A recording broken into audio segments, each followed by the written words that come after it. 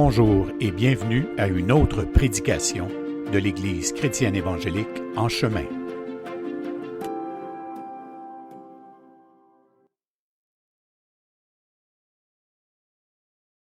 Donc, un bon matin à tous en ce dimanche 27 décembre. Bien oui, on est arrivé maintenant le dernier dimanche de l'année 2020, de cette année très particulière, faut-il le rappeler. Vous savez de quoi je parle, évidemment. C'était une année pas comme les autres.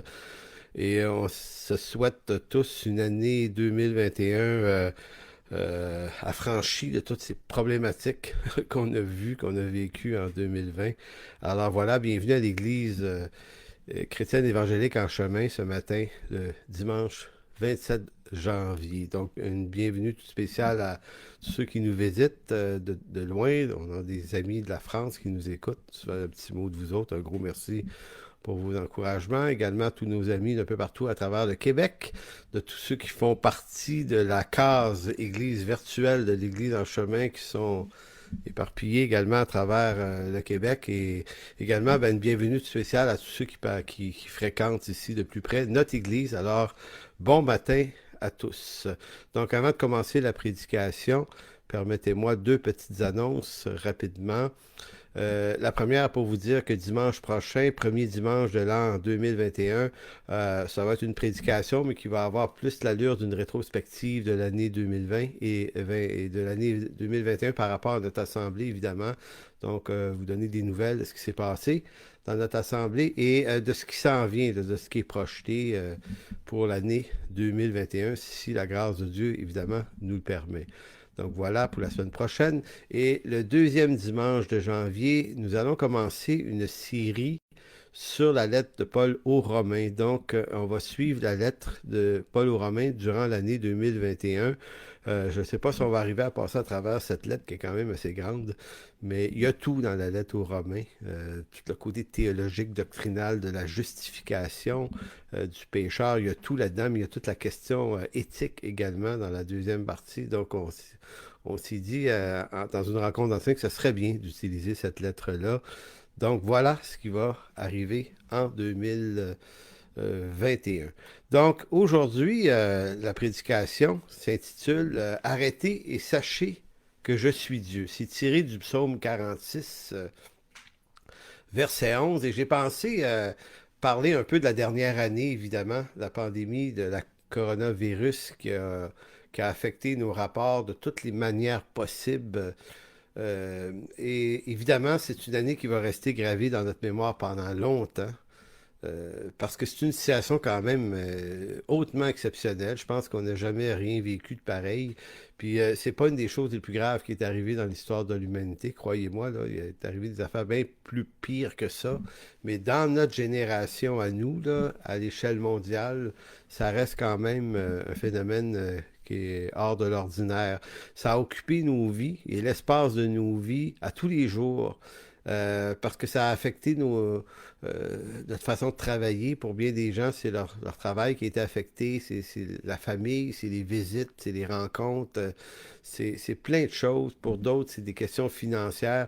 C'est une année qui est évidemment qui va rester gravée dans notre mémoire longtemps. Il va y avoir un avant puis un après 2020, c'est assez évident. Ça a occupé nos discussions pendant toute l'année. Donc, si vous êtes comme moi, vous avez probablement envie de revenir à une vie normale et de commencer à parler d'autres choses que ça, parce que ça va faire du bien aussi. Ça va être très apaisant. Et je tiens à préciser que la question, tant qu'à moi, là, c'est pas tant de savoir ce qu'on pense de cette pandémie, ni de sa gestion politique. Vous savez, on peut en penser différentes choses, puis c'est pas pour moi une question de savoir qui a plus raison qu'un autre, là, parce que évidemment, on est toujours dans la spéculation quand on réfléchit sur des questions comme ça. Donc, la question pour moi, c'est plutôt de se dire que de toute façon, quoi qu'on en pense, il a fallu composer avec cette histoire-là. Donc, que vous pensiez que la pandémie est un phénomène aussi grave que ce que les médias nous rapportent, ou que vous pensiez que c'est une machination imaginée par une élite mondialiste, bon, dans tout, entre les deux possibilités, là, il y a tout le spectre des possibilités entre les deux. Peu importe où vous êtes, pour moi, ça me dérange pas trop, là. Parce que ce qui m'interpelle surtout, c'est qu'on a dû composer avec de toute façon. Il a fallu se taper le phénomène pendant toute une année. Donc, cette crise, à ce qui me semble, a fait éclater, je pense, les verrous de nos apparentes tranquillités. Ça peut, dans beaucoup de cas, avoir laissé paraître au grand jour nous, les angoisses cachées, les anxiétés cachées de nos cœurs. Euh, Écoutez, il faut des crises des fois pour que ça sorte. Parce qu'on est, en temps de paix, on est capable de garder ça tranquille. Les feux ardents là, qui bougent en dedans, puis tout à coup, ça sort. Là. Puis ça prend une crise pour faire sortir ça. Puis ma question aujourd'hui, euh, la prédication va avoir comme deux volets. On va discuter de ça, de nos réactions face à ça. Puis ensuite, on va regarder quelque chose de très, très intéressant. Il va être question beaucoup de la souveraineté de Dieu aujourd'hui. Euh, Vous savez, euh, l'apôtre Paul, dans Romains 8, 28, c'est un des textes parmi les plus connus d'Écriture. Il dit, nous savons du reste que toute chose concourt au bien de ceux qui aiment Dieu et de ceux qui sont appelés selon son dessein. C'est un texte vraiment intéressant, puis c'est vraiment un texte fort dans l'Écriture qui nous rappelle que Dieu fait son œuvre à travers un dessein. Donc Dieu n'est pas dans le hasard des choses, il n'est pas dans l'improvisation à mesure que les événements arrivent. Dieu ne vit pas les événements comme vous et moi, c'est-à-dire que nous, on ne sait pas ce que demain nous réserve, mais Dieu sait ce que demain réserve. Et l'année 2020 est inscrite dans les temps éternels. Elle était prévue cette année-là, elle était prévue et voulue comme telle par notre Dieu. Donc, il faut vraiment, vraiment avoir une certitude là aujourd'hui, ce matin. Ce n'est pas Satan, ni le diable, ni l'Antéchrist, ni des humains qui ont le point final ou le mot final sur les événements de ce monde. C'est le Dieu créateur qui tient toute chose entre ses mains. Donc, c'est vraiment important de se rappeler que ça fait en sorte que toutes choses, les bonnes comme les mauvaises, vont toujours concourir au bien de ceux qui aiment Dieu. Et pas, ici, c'est pas ceux qui ont une émotion affectueuse pour Dieu, là. Oui, les croyants ont ça, mais c'est pas dans ce sens-là que Paul parle. C'est ceux qui aiment Dieu étant les bien-aimés de Dieu, les aimants Dieu. Une personne élue, une personne qui appartient à Christ est un bien-aimé de Dieu. Donc, c'est de eux dont il s'agit. Donc, pour tous ceux-là qui appartiennent à Jésus-Christ, toute chose concourt au bien de ceux qui aiment Dieu, de ceux qui sont appelés selon son dessein. Donc, il y a ici une sécurité extraordinaire de savoir que quoi qu'il arrive en ce monde, quels que soient les chamboulements de cette vie, eh bien, on est toujours sous la bonne main d'un Dieu souverain. À cet égard, je vais vous lire deux articles de la Confession baptiste de Londres, la 1689. J'ai d'ailleurs mis le lien juste au-dessus de l'écran que vous écoutez en ce moment, là, sur ma page Facebook. Il y a un lien sur la Confession baptiste de Londres, la 1689. Et je tenais à vous lire, là, c'est le chapitre 5, l'article 1 et 2. Je crois que c'est à la page 12, 13, 14 dans ce coin-là, de la Confession. Si vous avez le temps de cliquer là-dessus, vous allez pouvoir me suivre. Mais c'est très intéressant parce que cette confession-là, que j'aime beaucoup, moi, arrive à bien ramasser des grandes idées à travers beaucoup, beaucoup de passages bibliques, là, vraiment bien fondés sur l'Écriture, arrive à ramasser un ensemble d'idées et d'en faire un texte qui résume l'idée. Donc, l'article 1 du chapitre 5 sur la providence de Dieu nous dit ceci. Dieu, le bon créateur de toutes choses, dans sa puissance et sa sagesse infinie, soutient, dirige, dispose et gouverne toutes les créatures, toutes les choses, des plus grandes aux plus petites, par sa très sage et sainte providence, aux fins pour lesquelles elles ont été créées. Il le fait selon sa prescience infaillible et le libre conseil immuable de sa propre volonté à la louange de sa sagesse, de sa puissance, de sa justice, de son infinie bonté et de sa miséricorde glorieuse. Ça, c'était l'article 1. Article 2. Par rapport à la prescience et au décret de Dieu, la cause première, toute chose arrive immuablement et infailliblement, de sorte que rien n'arrive par hasard ou en dehors de sa providence. Par la même providence, cependant, Dieu leur ordonne de se produire selon la nature des causes secondes, que ce soit nécessairement, librement ou de façon contingente. Contingente, ici, veut dire occasionnelle, incertaine, accidentelle. Donc, ce que ce texte-là nous dit, c'est que les événements arrivent, quelle qu'en soit la cause ou l'origine, Dieu est capable de réunir et de ramasser toutes choses, peu importe son origine, peu importe de la volonté de qui, de quoi et pourquoi. Dieu ramasse, prend, saisit tout événement et l'inclut dans sa volonté et la fait concourir au bien de ceux qui aiment Dieu. Donc Dieu peut changer absolument les circonstances de la façon dont il le veut. Et c'est pourquoi on peut comprendre que quoi qu'il soit arrivé en 2020, la foi à laquelle on est appelé, c'est celle de faire confiance au Seigneur, de mettre en lui notre confiance, car il est digne de confiance. Donc, tous ces événements-là ne sont pas en tant que tels des événements qui viennent contrevenir au dessein de Dieu, mais qui y participent le plus tôt. Donc, la lecture de l'Écriture ce matin, c'est le psaume 46 dans son entièreté. Psaume 46 dans son entièreté, du verset 1 à 12. Un psaume qui, ma foi, nous parle de la grande souveraineté de Dieu, de la providence de Dieu, et nous montre à quel point Dieu est en contrôle d'absolument, mais absolument tout. C'est un psaume, moi, qui est pour moi souvent extrêmement rassurant. Vous allez voir pourquoi. Le verset 1, au chef des chantes, les fils de Corée, sur Alamoth, cantique. Dieu est pour nous un refuge et un appui, un secours qui ne manque jamais dans la détresse.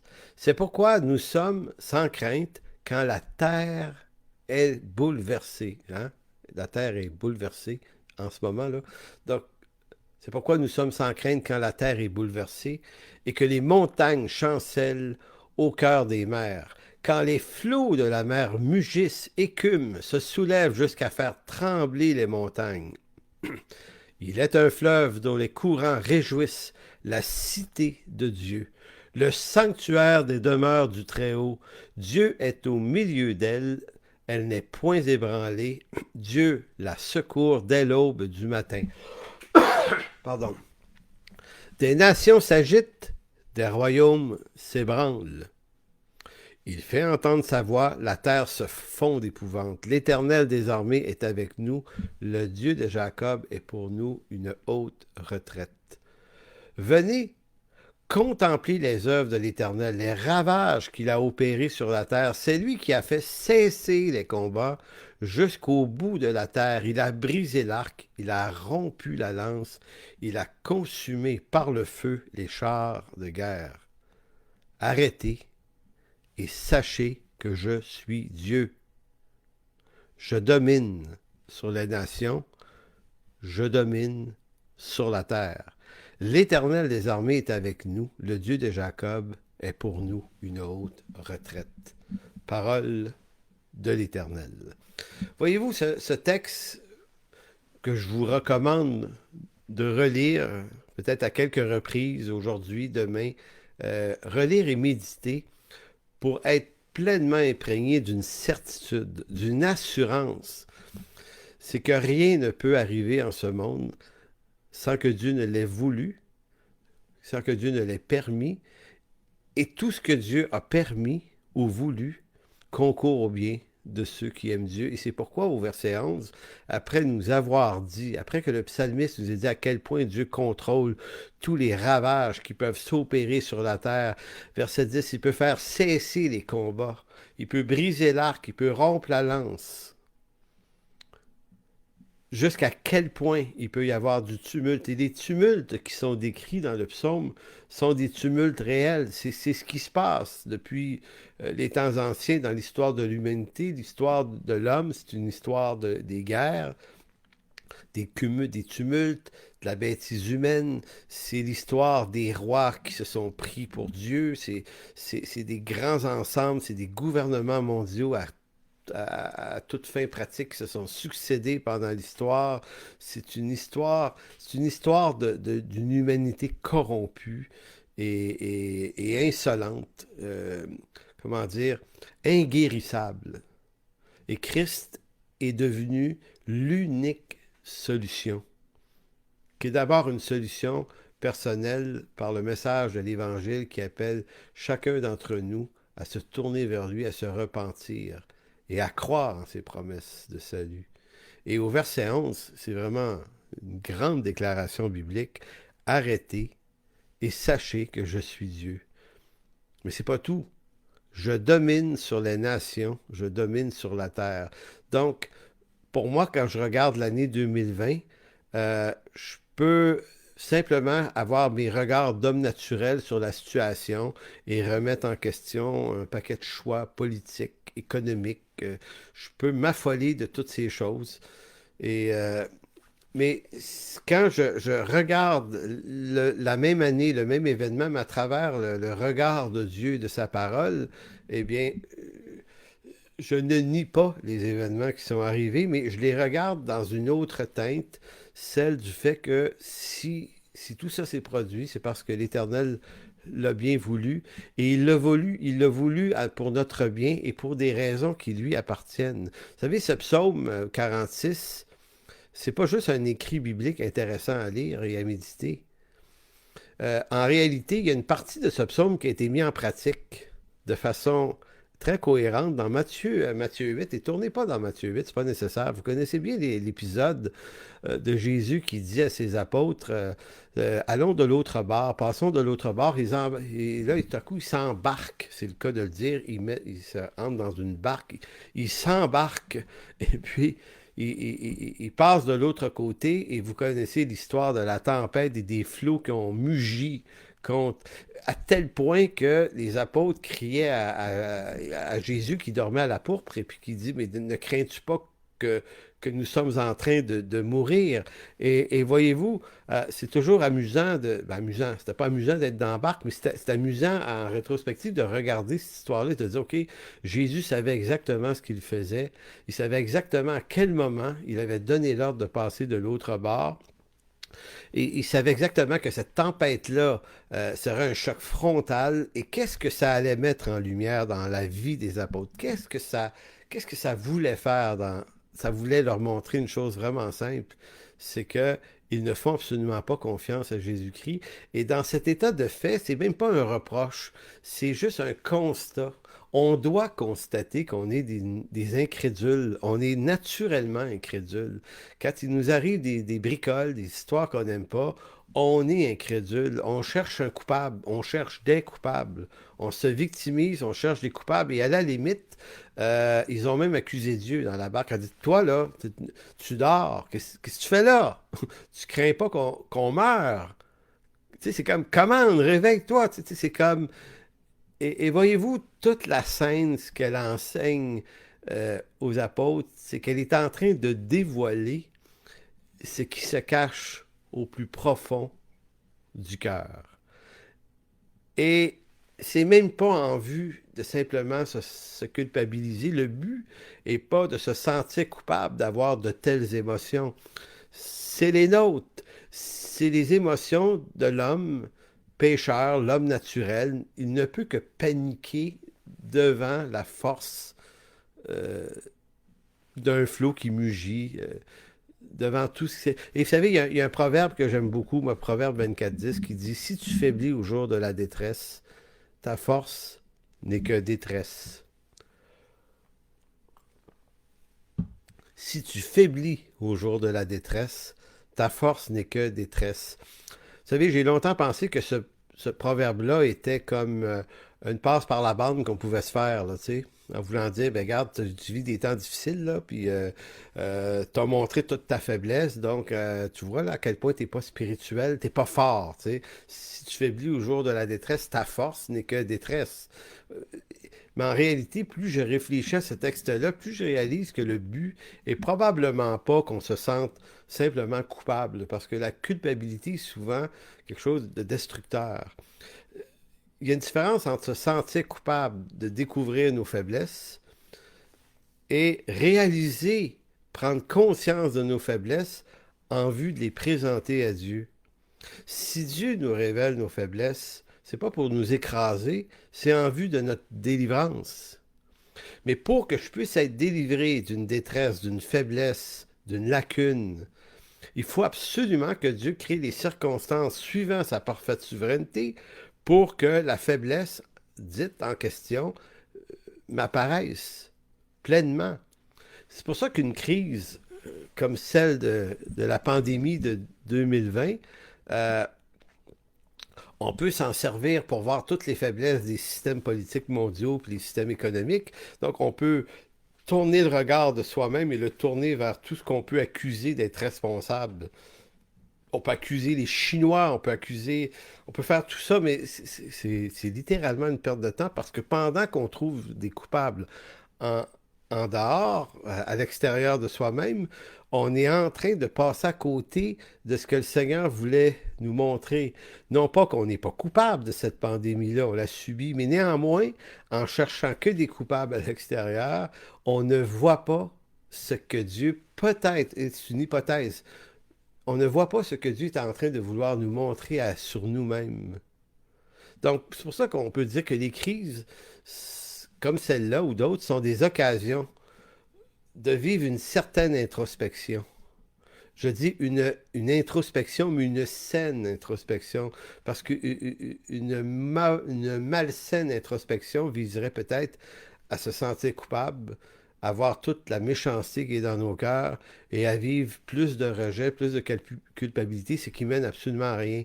Mais une saine introspection, c'est l'attitude honnête qui consiste à aller voir les dégâts de mon propre cœur, entrer dans une saine réflexion sous le regard bienveillant de la grâce, la bonté, le pardon de Dieu, m'examiner moi-même en vue de juger mes jugements, juger la qualité de mes réactions, de juger tout ce que je peux en penser et être en train de dire au Seigneur, regarde Seigneur, je vois des choses, là, puis j'aime pas ce que je vois, mais maintenant mon cri s'élève à toi.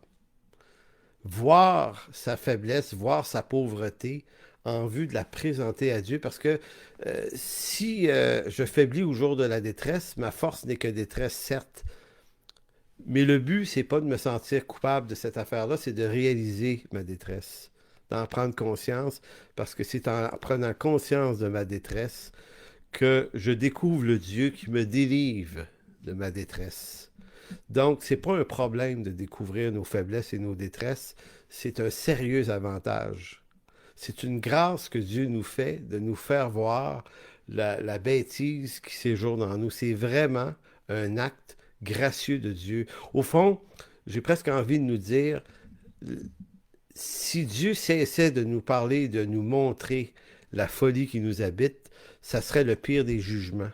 Là, on serait rendu complètement aveugle, opaque à la bêtise qui nous habite. Mais quand Dieu nous parle encore, nous la montre, nous la révèle à travers des situations X, Y, Z, d'une pandémie ou d'autres choses, alors c'est donc que sa grâce et sa bonté, sa miséricorde sont pleinement actives pour nous. Donc, pourquoi je réagis de cette manière, tu sais, face à la crise? Pourquoi je réagis de cette manière, soit en parole ou en acte? Au fond, de quoi ai-je vraiment peur? Est-ce que j'ai raison d'avoir peur? Peut-être que oui. Est-ce que mes craintes, mes paniques, qu'est-ce que mes craintes et mes paniques ont à dire de ma relation avec Dieu? Qu'est-ce qu'elles me révèlent? Est-ce que mes réactions ou qu'est-ce que mes réactions me disent? Est-ce qu'elles me disent quelque chose sur la qualité de ma théologie? Donc, est-ce que cette crise me fait découvrir que ma théologie était peut-être faible? Peut-être que j'ai jamais compris ce qui c'était faire confiance à Dieu, puis là, je l'ai vu à travers cet événement-là. Qu'est-ce que cette crise me fait découvrir au sujet de ma foi, de ma confiance en mon Dieu? Qu'est-ce que ça a révélé? Pour pouvoir voir ma faible foi, il a peut-être fallu que quelque chose vienne la contrecarrer. Qu'est-ce que cette crise me fait voir sur mon ignorance de la souveraineté de Dieu? Parce que c'est facile de parler de la souveraineté de Dieu. Il n'y a pas un croyant, il n'y a pas un chrétien qui lit un peu sa Bible, qui n'est pas capable de dire, oui, oui, on croit en un Dieu souverain, mais est-ce qu'on sait ce que ça veut dire croire en un Dieu souverain. Quand je lisais un peu plus tôt les deux articles du chapitre 5 de la Confession baptiste de Londres, vous avez vu là un condensé qui explique à quel point Dieu est souverain. Il n'est pas un peu souverain, il n'est pas partiellement souverain, il est complètement, mais peut-être que cette crise, cette année, a mis en évidence que je ne savais pas trop ce que c'était la souveraineté de Dieu et que tout ce qu'il peut y avoir de connaissances bibliques et théologiques, tout ça s'est effondré ou n'a pas tenu le coup devant les flots d'une pandémie comme celle-là et de toutes les nouvelles et les rumeurs et tout ce qui a pu sortir comme vague pour venir affecter, si on veut, la solidité de ma foi. Si tout s'est effondré, eh bien, ma foi, c'est pas une mauvaise nouvelle. C'est une mauvaise nouvelle si je refuse d'en prendre conscience, mais si j'en prends pleinement conscience, je me dis, OK, merci Seigneur, on va retravailler ça, je vais retourner à la parole, je vais me refaire une tête, je vais comprendre mieux maintenant. Donc, je quitte la zone, pardon, je ne vous lirai pas ça, je vous fais tourner dans non, j'ai décidé de couper un petit bout. Je vais aller maintenant, euh, juste vous lire un court texte, Ésaïe chapitre 12, versets 1 à 2. C'est un texte que je mets ici en référence avec l'idée que euh, pour obtenir une délivrance de la part de l'Éternel, il faut absolument que je sois mis en relation avec mon besoin, mon vide, ma bêtise. Il faut absolument que je le sois. La grâce de Dieu agit dans la lumière. Ésaïe 12, 1 et 2 va dire, « Tu diras en ce jour-là, je te loue, ô Éternel, car tu as été irrité contre moi. Ta colère s'est apaisée, puis tu m'as consolé. Voici Dieu est ma délivrance. Je serai plein de confiance, je ne craindrai rien, car l'Éternel est ma force et le sujet de mes louanges, c'est lui qui m'a sauvé. Ce texte-là, qui a souvent été changé en cantique également, et pas seulement un cantique, il n'est pas seulement intéressant parce qu'on peut en faire un magnifique cantique, mais il faut bien comprendre le fait que le verset 2 dit « Voici Dieu est ma délivrance, je ne suis pas ma délivrance. Je serai plein de confiance et je ne craindrai rien car c'est l'Éternel qui est ma force et le sujet de mes louanges. » Voyez-vous là à quel point ce texte est chargé de richesse théologique, de vérité, d'assurance pour ma propre vie, pour votre propre vie, et que c'est dans ce Dieu-là que je dois me confier. J'arrive à la deuxième partie de cette prédication. On va ici visiter deux séries de textes. Ce ne sera pas très long, mais ça va nous permettre de voir à quel point Dieu, à travers l'histoire de l'humanité, a exercé sa souveraineté parfaite sur les grands mouvements de gouvernance mondiale. Aujourd'hui, on entend beaucoup de gens craindre la mise en place d'un gouvernement mondial, et pour cause. Cette intention-là est présente depuis 1945, après la Deuxième Guerre. C'est un processus qui, à travers les Nations Unies, a commencé à se bâtir. Ça ne fonctionne pas vraiment très bien, en passant. C'est très, très complexe à faire arriver. Ça fait 75 ans qu'on n'y arrive pas vraiment. C'est très, très compliqué de se faire confiance, nous, les humains, puis de travailler ensemble. Mais peu importe. L'idée, c'est que le phénomène n'a rien de nouveau. L'histoire de l'humanité, c'est l'histoire d'une succession de gouvernances mondiales. Donc, de tout temps, il y a toujours eu des hommes de pouvoir qui ont cherché à étendre leur hégémonie politique sur le plus grand nombre de peuples possible. Le livre de Daniel, essentiellement, repose sur cette lecture de 4 grands empires qui allaient se succéder à partir de son temps à lui, Daniel. Donc, c'est un peu comme si l'Écriture nous invitait à avoir ce regard-là sur l'histoire d'un Dieu qui, d'avance, annonce les gouvernements mondiaux qui vont se succéder, parce que ce sont des gouvernements mondiaux, que ce soit celui des Babyloniens, que ce soit celui des Grecs, des Mèdes et des Perses, que ce soit l'Empire romain, puis il y en a eu d'autres après, où il y a eu des gouvernements, des gouvernances mondiales. Écoutez, les grands blocs soviétiques, là, et les blocs libres, là, et la guerre froide qui a eu lieu là, dans le 20e siècle, c'est des grandes gouvernances mondiales. Donc, il y a eu que ça. Que dire de Napoléon qui le souhaitait aussi? Que dire d'Adolf Hitler? Et que dire de paquet de tyrans à travers l'histoire qui ont voulu faire ça. Donc, on est loin d'être dans la nouveauté. En fait, on est dans la continuelle répétition d'un même fantasme politique. Donc, et aussi de tout temps, les plus riches de la planète ont toujours voulu s'enrichir en vue de contrôler l'économie, le commerce. C'est sur ça qu'on faut avoir un regard beaucoup plus large que simplement sur ce qui se passe en ce moment. La réalité, comme dit l'Ecclésiaste, il n'y a rien de nouveau sous le soleil. On est toujours dans une répétition. Le jour de la marmotte. Il se passe à peu près la même chose tout le temps depuis des millénaires. C'est ça l'histoire de l'humanité. Donc, l'Écriture, elle, nous présente deux cas d'espèce qui nous montrent, et vous allez voir à quel point il y a deux événements qui sont, j'allais dire magiques, mais c'est pas magique du tout, qui sont à la fois riches bibliquement et qui nous montrent à la fois le Dieu qui annonce d'avance une gouvernance mondiale, qui annonce d'avance en quoi le peuple de Dieu va être affecté par cette gouvernance et qui annonce d'avance qu'il va libérer son peuple de cette gouvernance mondialiste. J'utilise l'expression à dessein pour se la mettre dans le contexte du lexique actuel. Et vous allez voir que non seulement dans ces deux événements-là, Dieu est-il souverain sur les moyens qu'il met en action pour mettre en place cette gouvernance, mais qui plus est, de quelle façon il va libérer son peuple de ses tyrans. C'est comme si Dieu prophétise que selon son dessein, il va faire émerger des rois et des royautés et des puissances. Il va annoncer de quelle façon son peuple va être affecté, puis il leur dit, voici comment je vais vous en libérer. Et tout ça, Dieu le dit d'avance. Maintenant, pourquoi j'insiste sur, il le dit d'avance et il dit toutes ces choses d'avance? Ben, c'est parce qu'il est souverain. Donc lui, là, Dieu ne découvre pas à mesure qu'un Nabuchodonosor ou un Alexandre le Grand ou un César ou un autre veut faire ceci, cela. C'est Dieu, dans sa parfaite volonté, a déjà décrété que ces choses-là allaient se produire. Donc, moi qui suis, comme vous, un humble serviteur de l'Éternel, je me dis, bon, ben Seigneur, tu as l'air d'avoir les choses tellement en main, c'est absolument pas croyable. Donc, allez dans Genèse chapitre 15, on va voir le premier de ces deux scénarios-là. C'est fabuleux, là. Je vous dis, là, moi, ça me jette à terre parce que quand j'étudiais ça hier, je me disais, waouh, c'est incroyable. C'est incroyable comment notre Dieu est souverain. Donc, dans Genèse chapitre 15, versets 12 à 14, vous avez cette fameuse alliance que l'Éternel traite avec Abraham, l'alliance abrahamique.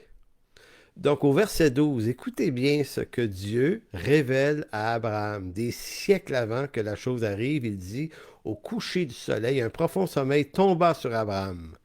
Et voici une frayeur et une grande obscurité vint l'assaillir. Et l'Éternel dit à Abraham, sache que tes descendants, qui sont toujours pas nés, sache que tes descendants seront étrangers dans un pays qui ne sera point à eux. Ils y seront asservis et on les opprimera pendant 400 ans. Mais je jugerai la nation à laquelle ils seront asservis et ils sortiront ensuite. Comment? Comment? Avec de grandes richesses.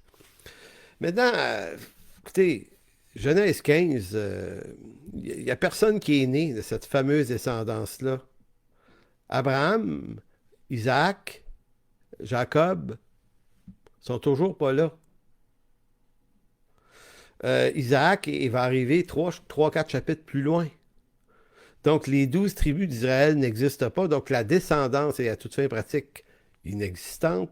Et déjà, Dieu lui parle, non seulement qu'il va avoir une descendance, mais il lui dit exactement ce qui va se produire. Puis il lui dit, je vais l'asservir à un roi.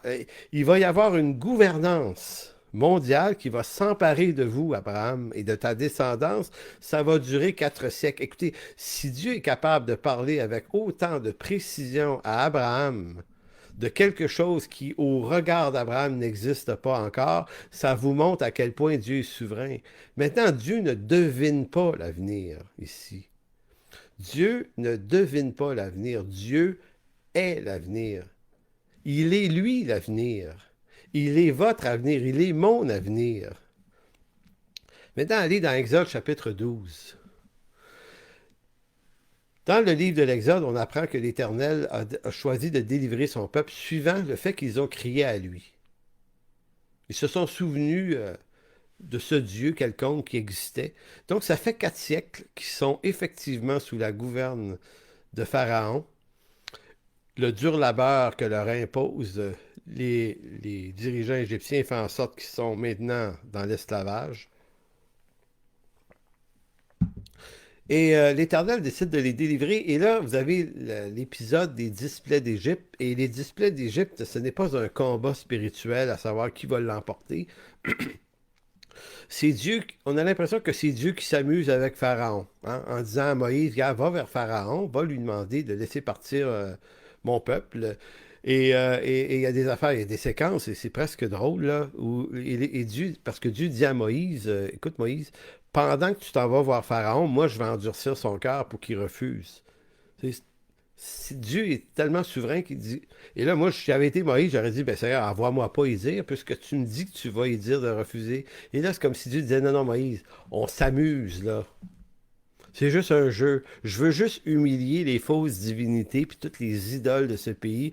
Je veux montrer à quel point toutes ces idoles n'ont aucune puissance. Fait que je vais en humilier une dizaine, OK? Ça va être juste, tu vas y aller, il va toujours te dire non, tu vas y retourner. Puis quand ça va être arrivé au bout de mon dessin, ben, je vais vous sortir de là à bras raccourcis, puis sur les ailes de l'aigle. Puis tu vas voir, ça va sortir solide, Moïse. Fait que Moïse a dit, OK, on va jouer le jeu. Et au chapitre 12, effectivement, il y a eu la fameuse Pâque de l'Éternel et est venu le temps maintenant pour les Juifs de réellement sortir de ce pays d'Égypte. Et au chapitre 12, verset 35, donc Exode 12, verset 35, les enfants d'Israël firent ce que Moïse avait dit et ils demandèrent aux Égyptiens des vases d'argent, des vases d'or et des vêtements, et l'Éternel fit trouver grâce au peuple, aux yeux des Égyptiens qui se rendirent à leur demande, et ils dépouillèrent les Égyptiens. Fantastique. Exode 12, 35 et 36, qui est l'exacte réponse divine, souveraine de Dieu à ce qui avait été dit dans Genèse 15, verset 14, il avait été dit à Abraham, « Mais je jugerai la nation à laquelle ils seront asservis et ils sortiront ensuite avec de grandes richesses. » Retenez le fait qu'ils ne sont pas sortis les mains vides. Ils sont sortis riches de là. Maintenant, vous dites, c'est un cas d'espèce assez intéressant pour montrer que c'est Dieu qui élève les rois, qui élève les puissants, puis c'est Dieu qui les rabaisse, puis quand Dieu décide que c'est terminé, c'est terminé. Donc, comprenez-vous que le combat, s'il y a combat, c'est pas votre combat, c'est pas mon combat, c'est quelque chose qui appartient complètement à l'Éternel, notre Dieu. Donc ça, c'est l'exemple, c'est le premier cas d'espèce que je prends ici, Israël, Moïse et l'Égypte. Un deuxième cas, c'est Israël et les rois de Perse. Donc, est arrivé à peu près 500 ans, plus ou moins à peu près, là, c'est pas important les dates ici, mais à peu près, Nebuchadnezzar qui s'empare d'Israël, qui s'empare de Jérusalem et qui amène en captivité des Juifs à Babylone. Et là, vous avez toute l'histoire de Daniel, le prophète. Et encore ici, une fois, il y a encore quelque chose qui ressemble à l'histoire de Moïse, une reproduction. Et je tiens à préciser que si ces événements-là se produisent à quelques reprises dans l'Écriture, c'est que ça devient en quelque sorte le scénario idéal ou le scénario de la parfaite souveraineté de Dieu. Ça nous apprend, ça nous montre comment Dieu opère. Donc, dans Ésaïe chapitre 45, Ésaïe 45, vous avez un texte assez particulier. Ésaïe 45, verset 1. Et là, on parle, là, ici, Ésaïe a prophétisé aux alentours des années 700, 750, 740, là, dans cette zone d'années-là, donc disons 7 siècles avant Jésus-Christ. Dieu va se révéler à Ésaïe par la parole suivante, verset 1. Ainsi parle l'Éternel à son oint, à Cyrus, qu'il tient par la main, qu'il tient par la main, pour terrasser les nations devant lui et pour relâcher la ceinture des rois, pour lui ouvrir une porte afin qu'elle ne soit plus fermée. Donc, Dieu appelle un homme, un roi Cyrus, il le nomme par son nom, et 3 siècles plus tard, environ 3 siècles plus tard, et là, allez dans le livre de Esdras. Esdras, chapitre 1, versets 1 à 4. Dans le livre de Esdras, vous avez la réponse dans le temps précis de la prophétie d'Ésaïe 45.1. Donc, Ésaïe 45.1 nous parle d'un roi Cyrus. Évidemment, j'aurais pu lire plus longtemps le texte pour montrer l'interaction de ce roi qui, suivant le plan parfait de Dieu à son insu, va accomplir ce que Dieu avait sereinement décidé. Et là, tout à coup, arrive l'histoire de Esdras dans l'Ancien Testament, chapitre 1, verset 1. Et voyez la réponse ici. La première année de Cyrus, roi de Perse, afin que s'accomplit la parole de l'Éternel prononcée par la bouche de Jérémie, et on aurait pu dire Ésaïe également, c'est parce que Jérémie avait également prophétisé la libération du peuple 70 ans plus tard. Donc Jérémie est mentionné ici, mais ça, c'est pas important, là. Donc, s'accomplit la parole prononcée par la bouche de Jérémie, l'Éternel réveilla l'esprit de Cyrus, roi de Perse, qui fit faire de vive voix et par écrit cette publication dans tout son royaume. Ainsi parle Cyrus, roi des Perses, l'Éternel, le Dieu des cieux, m'a donné tous les royaumes de la terre, et il m'a commandé de lui bâtir une maison à Jérusalem en Juda. Qui d'entre vous est de son peuple? Que son Dieu soit avec lui et qu'il monte à Jérusalem en Juda et bâtisse la maison de l'Éternel, le Dieu d'Israël. C'est le Dieu qui est à Jérusalem. Dans tout lieu où séjournent des restes du peuple de l'Éternel, les gens du lieu leur donneront, et remarquez encore, de l'argent, de l'or, des effets, du bétail avec des offrandes volontaires pour la maison de Dieu qui est à Jérusalem. Amen. Voyez-vous la répétition? Encore une fois, c'est Dieu qui a appelé cet empire babylonien et ensuite celui qui a suivi. C'est Dieu qui a appelé ces empires-là, donc ces gouvernances mondialistes du temps, à contrôler complètement de façon despotique. Là. Ici, on n'a pas affaire à des rois gentils. Là. Ce sont tous des tyrans, des tueurs, des massacreurs, des contrôlants.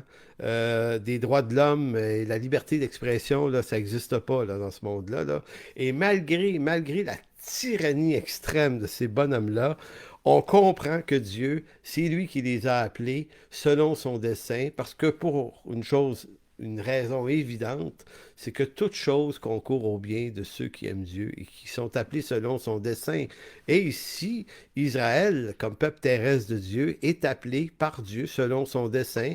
Donc, le dessein de Dieu va s'accomplir, et c'est pas Cyrus, puis c'est pas Nabuchodonosor, puis c'est pas les Darius, c'est pas ces bonhommes-là qui vont décider de la finalité des choses. C'est toujours l'Éternel qui a le dernier mot. Donc, ce qui s'était passé en Égypte du temps de Moïse se reproduit à peu près de la même façon, les 10 plaies en moins. Et de la même façon, Dieu fait en sorte que des richesses d'argent et d'or soient données au peuple de Dieu lorsque ce peuple rebâti retourne à Jérusalem.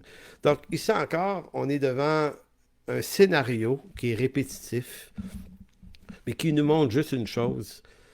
Et j'en arrive maintenant à la conclusion de cette prédication ce matin, c'est que le Dieu que nous aimons et qui nous aime et qui nous a sauvés par sa grâce est un Dieu souverain. C'est comme, de qui aurais-je peur? Et ce, même si dans les circonstances de nos vies, on peut souffrir. Parce que ces promesses-là ne nous disent pas qu'on ne peut pas être atteint par les souffrances et les conséquences des événements qui arrivent. Les Juifs ont été beaucoup atteints, ont souffert beaucoup. Ça a été rough, là. C'est rough, une crise. C'est comme ça. Mais en même temps, il y a toujours un jour de délivrance. Donc, pour moi, ces deux histoires-là sont un peu le scénario de la scène finale. Peu importe ce qui se passe en notre temps, peu importe quelles sont les intentions malveillantes d'hommes ou de femmes ou de groupes ou d'une élite, peu importe ce qu'ils ont décidé de faire, de vouloir, ça nous affecte d'une certaine façon, mais ça n'affectera jamais le dessein final de Dieu. Donc on peut comme rester tranquille, comme on dit au Québec ici, respirer par le nez, rester tranquille et attendre la délivrance de l'Éternel, parce que de toute façon, lorsque Jésus va apparaître à la fin, à son dernier retour, toutes choses vont être de la même façon, vont être restaurées. Donc, on va recevoir, nous, pas seulement des vases en or et en argent et des richesses quelconques, on va entrer dans les richesses éternelles de Dieu, que Dieu nous promet pour la vie éternelle. Donc, devant l'évidence de la puissance de notre Dieu, 3 fois saint et parfaitement souverain, nous trouvons du repos pour nos âmes, et ce, même si on vit dans des temps difficiles.